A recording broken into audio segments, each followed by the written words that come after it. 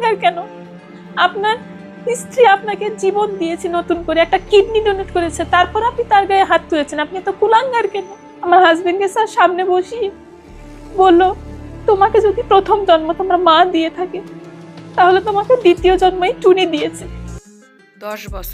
10টা বছর আমি তাকে বাঁচাতে সব দিয়েছি, নিজের শরীর থেকে কিডনি দিয়েছি, অথচ আজ সে ভেবেছিলাম একদিন বলবে তুমি আমার জীবন, কিন্তু আজ সে অন্য নারীর কাছে। কিডনি নিল, জীবন পেল, আর আমায় ফেলেই চলে গেল। জীবনের দাম এমন সস্তা নাকি নারীর ত্যাগের কোনো মূল্যই নেই?